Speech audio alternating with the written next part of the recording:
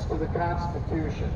Amendment number 1. Freedom of religion, speech, and the press, rights of assembly and petition. Congress shall make no law respecting an establishment of religion or prohibiting the free expression thereof, or abridging the freedom of speech or of the press, or the right of people peaceably to assemble and to petition the government for the redress of grievances. Amendment number 4. Search and arrest warrants. The right of the people to be secure in their persons, houses, papers, and effects against unreasonable searches and seizures shall not be violated, and no warrant shall issue but upon probable cause supported by oath of affirmation, and particularly describing the place to be searched and the persons or things to be seized. Amendment number 5. Right in a criminal case. No person shall be held to answer for a criminal or otherwise infamous crime unless on a presentment or indictment of a grand jury. I guess that applies just about any time, though, right? You can remain silent. I mean, they tell you that when you're giving your Miranda. The Miranda rights, whenever you're being arrested, they say, hey, you got the right to an attorney. You got the right to remain silent. I guess you get the right to remain silent all the time, right? So if a cop comes up to you and he wants to talk and he starts asking you questions, he keeps on repeating himself and asking over and over things that are intrusive, and it's not welcome. You got the right to say, I don't answer any questions, right? The Fifth Amendment. Fifth Amendment entitles you not to answer questions, right? Self-incrimination. I guess there's been some. So I would imagine, I mean, I'm not a legal scholar, but I'm imagining that, you got the right to not talk about what's going on with you if you haven't committed a crime, but the cop can't force you. Let's say you're protesting in front of the probation department because they treat everybody like shit. Hold on a second, wait. You've got an amplified voice malfunction. Okay. Here we go. The protest is in front of the probation department because they treat everybody like caca, right? Like caca, butt, ass, and caca. And you're just a private citizen walking through, and you're visiting the civic center, you happen to be the building, and they start dictating to you and yelling at you and try to solicit the guard to trespass you from a public building with no probable cause of a crime. They come up to you and they say, hey, what are you protesting for? How's it going? What are you videotaping for? You got any ID? You don't have to show that. Fourth Amendment says you have the right to be secure in your papers and your property. If they didn't have a crime or probable cause, you don't have to have it. Matter of fact, you can tell them not right away. Listen, this is not a confidential conversation. I don't answer questions. And any further inquiries will be made to my attorney.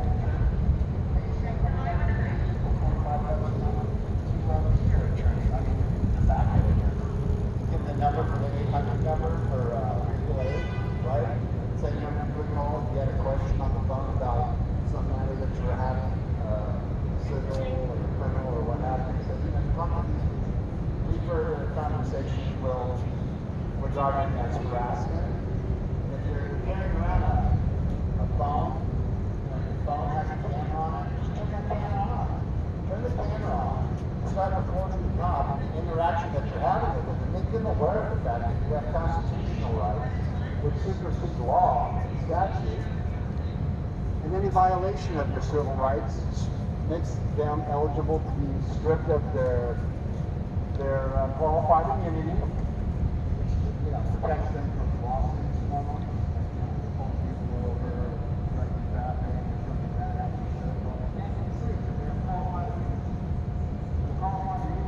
Doesn't matter where you strip them of that, if they're violating their civil rights. Turn the camera on, make sure they understand that you're standing on the Constitution, that you don't accept any searches or seizures, that you consider harassment, what's going on, if they continue to pepper you with questions, and, dictating to you, giving you directives, telling you what the law is.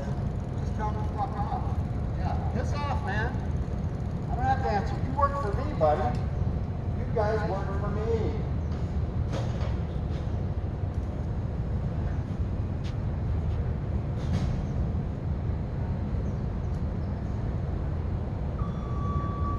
What do you think? What do you think of my sign? Not too controversial, right?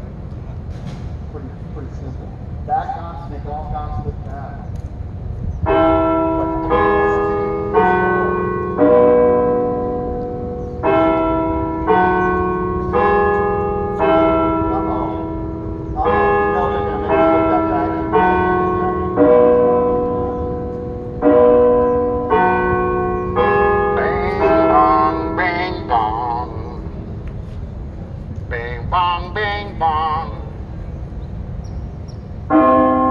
There's one. It's at least 1 o'clock, so 2 o'clock.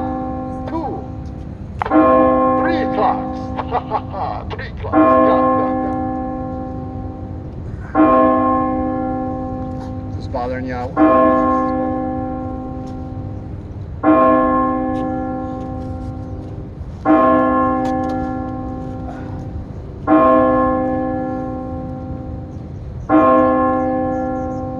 First Amendment of the Constitution of the United States. Freedom of religion, speech, press, rights of assembly and petition. Congress shall make no law respecting the establishment of religion or prohibiting the free exercise thereof or abridging the freedom of speech or of the press or of the right of the people peaceably to assemble and to petition the government for a redress of grievances.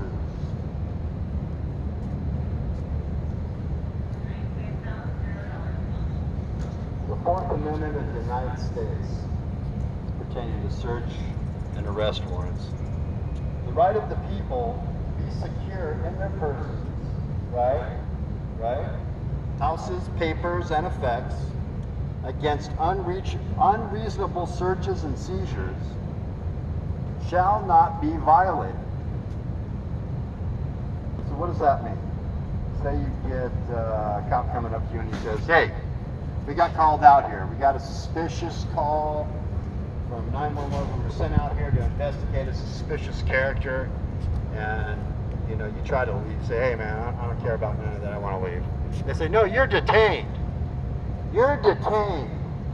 Why am I detained? What is your reasonable, articulable suspicion? Under the law, you have to have a reasonable, articulable suspicion of a crime committed, being committed, or about to be committed for you to detain me.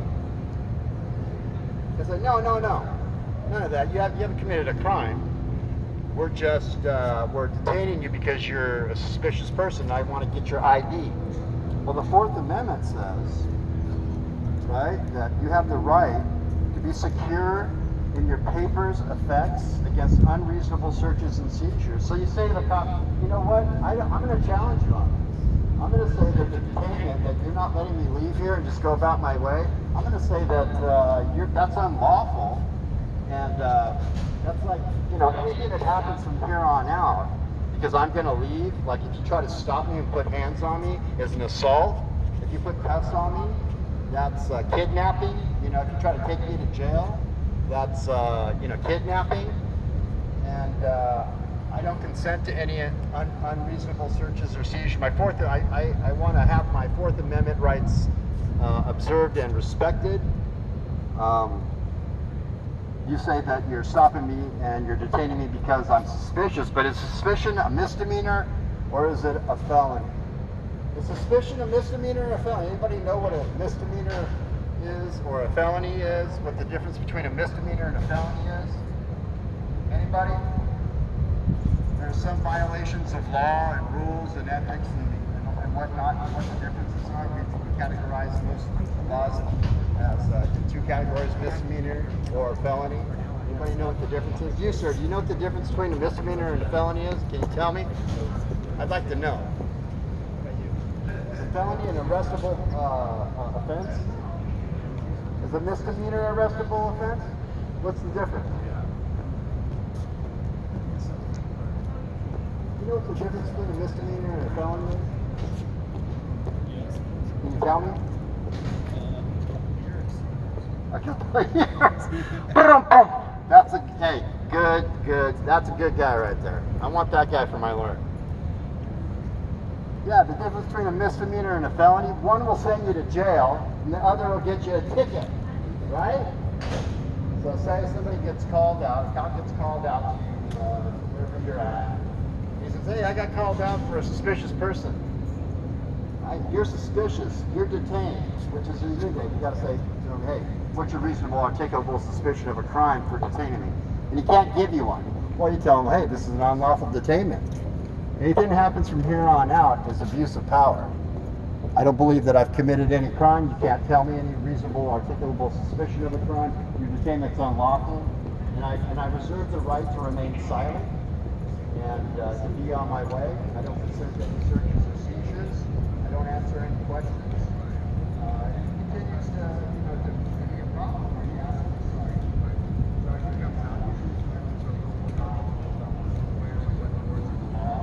We'll tell the guy that's been on the job for a couple of years only had 6 weeks of boot camp. Hey, listen, you can't violate this guy's civil rights. Matter of fact, you got to be real careful about violating people's civil rights when you're trying to ID them and detain them.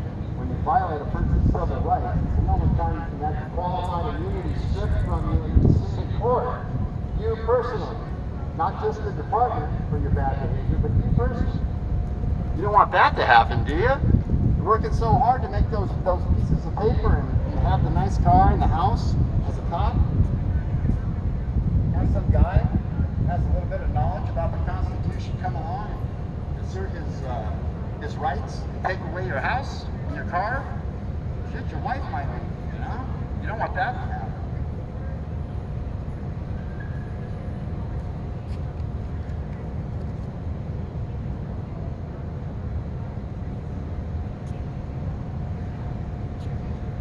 First Amendment of the Constitution. Congress shall make no law respecting an establishment of religion or prohibiting the free exercise thereof or abridging the freedom of speech or of the press or of the right of the people to peaceably assemble and to petition the government for a redress of grievances. What's that mean? What's that mean? Are those rules? Are those laws? What am I reading right here about this First Amendment? Is this a law? A law? Is the Constitution a set of laws? No.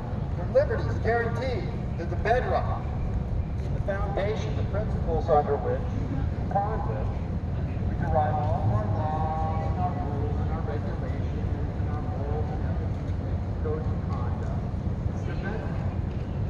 It might be important for us to figure out what this First Amendment's really talking about here. It's kind of an arcane type language, nobody talks like this anymore. Congress shall make no law respective of establishment of religion. It's long-winded too, You got to break it down into segment chunks and then dissect it and figure out what it means. So Congress shall make no law respecting an establishment of religion. What I take away from that, what I gleaned from my, cursory Google searches into the first part, the first stance right there in the First Amendment, is that government, Congress, is not about the business of establishing laws based on religious beliefs.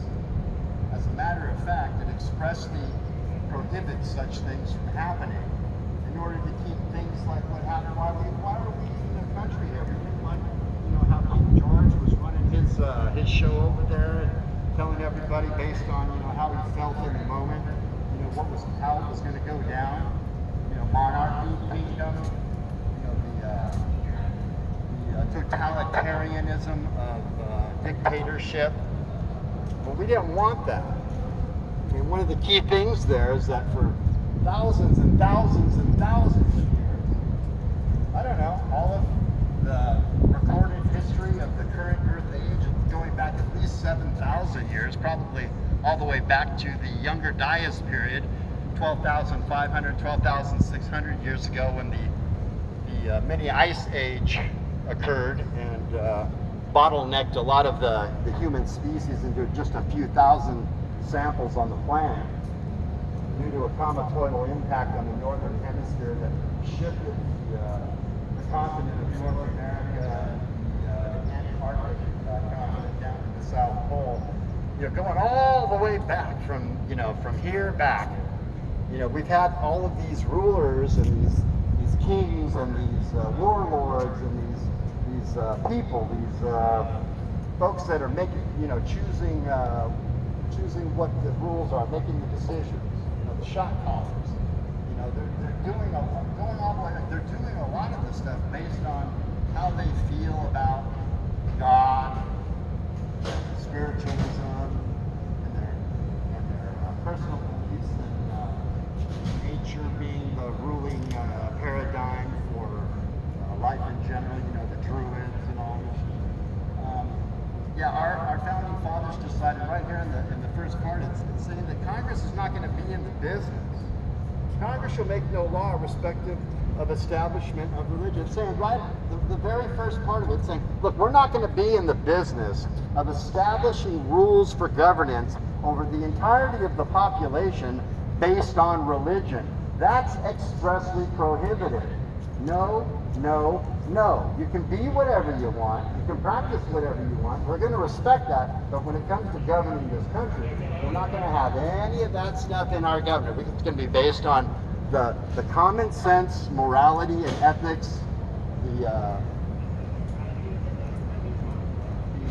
reasoning of sound minds, not based on a belief in a deity or power greater than ourselves that no one can talk to or address or establish, a yes or no on whether or not they're the real God or the religion built around the belief in them is appropriate or not. We're not going to have any of that. We're just going to get rid of that.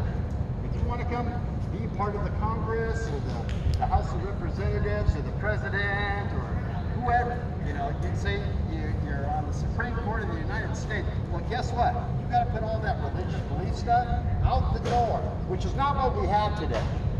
We have currently we have two members on the Supreme Court that have decided that, they're going to make it very plain that their religious beliefs have a pivotal role in the decisions that they have made as the highest court in the land.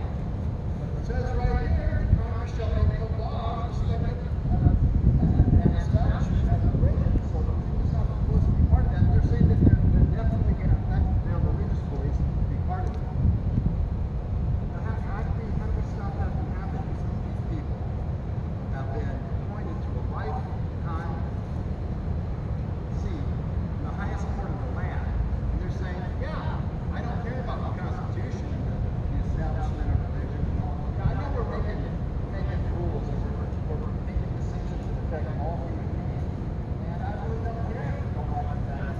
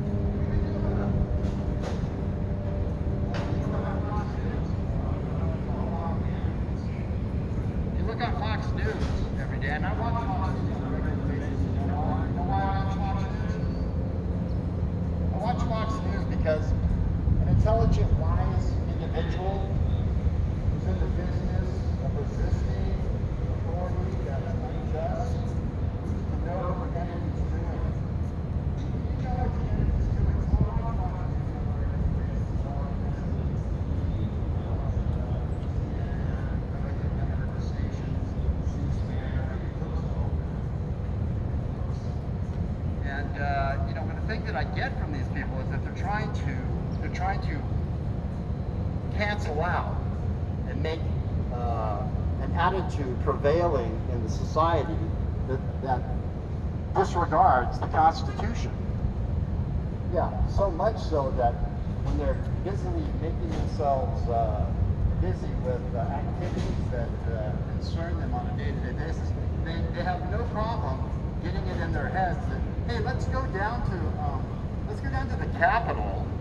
Let's go down to the Capitol, prepared for battle, and try to stop the peaceful transfer of power from one president to the next by force. Let's try and force them to not do that, right? Yeah, that's because they've been brainwashed. They've been brainwashed. They don't respect the fact that our Constitution expressly prohibits the idea of letting religion be part of our guiding principles. Guiding principles should be based on religion. Why? Because we kill each other. More people have been killed than all the world people